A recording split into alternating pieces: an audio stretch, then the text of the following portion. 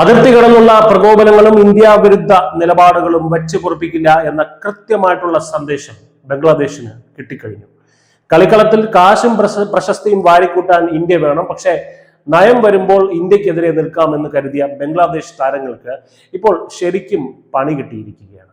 അതെ, ബംഗ്ലാദേശിനെ സാമ്പത്തികമായി പൂട്ടാൻ തന്നെ ഇന്ത്യൻ കമ്പനികൾ രംഗത്തിറങ്ങിക്കഴിഞ്ഞു. ബംഗ്ലാദേശ് ക്രിക്കറ്റിലെ പ്രമുഖ താരങ്ങളുടെ ബാറ്റ് സ്പോൺസർഷിപ്പിൽ, അതായത് ഈ ബാറ്റിൽ ഉണ്ടായിരിക്കുന്ന ചില പരസ്യങ്ങൾ ഉണ്ടായിരിക്കുമല്ലോ, അത്തരത്തിലുള്ള സ്പോൺസർഷിപ്പിൽ നിന്ന് പ്രമുഖ ഇന്ത്യൻ കായിക ഉപകരണ നിർമ്മാതാക്കളായിട്ടുള്ള SG പിന്മാറിയിരിക്കുകയാണ്. ലിറ്റൻ ദാസ്, മോനിമുൽ ഹക്ക്, യാസിർ റാബി തുടങ്ങിയ മുൻനിര താരങ്ങൾക്ക് ഇതോടെ ലക്ഷങ്ങളുടെ വരുമാന നഷ്ടമാണ് ഉണ്ടാകാൻ പോകുന്നത്.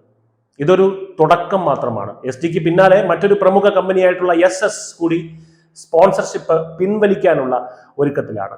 അങ്ങനെ സംഭവിച്ചാൽ മുഷ്ഫിഖുർ റഹീം അടക്കമുള്ള താരങ്ങൾ ബാറ്റിൽ സ്റ്റിക്കർ പോലും ഇല്ലാതെ ഇറങ്ങേണ്ടി വരും കളിക്കളത്തിൽ.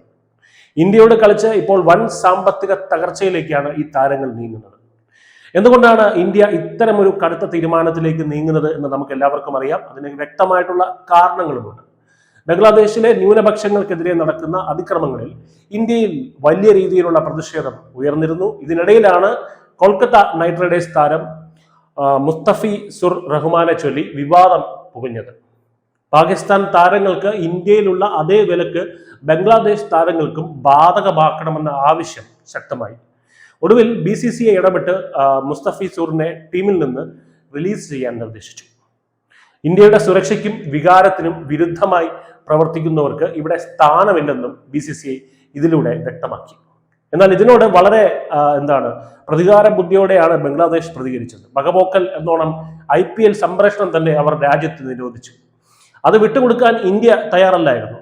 സുരക്ഷാ കാരണങ്ങൾ പറഞ്ഞ് ഇന്ത്യയിൽ ലോകകപ്പ് കളിക്കില്ലെന്നും മത്സരങ്ങൾ ശ്രീലങ്കയിലേക്ക് മാറ്റണമെന്നും ആവശ്യപ്പെട്ട് ബംഗ്ലാദേശ് ICCക്ക് കത്ത് നൽകിയിരുന്നു. ഈ അനാവശ്യമായ വാശിക്കും ഇന്ത്യ വിരുദ്ധ നിലപാടിനുമുള്ള തിരിച്ചടിയാണ് ഇപ്പോൾ സ്പോൺസർഷിപ്പ് റദ്ദാക്കലിലൂടെ ഇന്ത്യൻ കമ്പനികൾ നൽകുന്നത്. ICCയുടെ 80% വരുമാനം നൽകുന്നത് BCCI ആണെന്ന് ഓർക്കണം. ഇന്ത്യയുടെ പണം വേണം, പക്ഷേ ഇന്ത്യയെ അംഗീകരിക്കില്ല എന്ന ഇരട്ടത്താപ്പിന് ഇനി ആയുസില്ല. ചുരുക്കത്തിൽ കായിക രംഗത്തെ ഈ ബഹിഷ്കരണം ബംഗ്ലാദേശിന് നൽകുന്നത് വലിയൊരു പാഠമാണ്.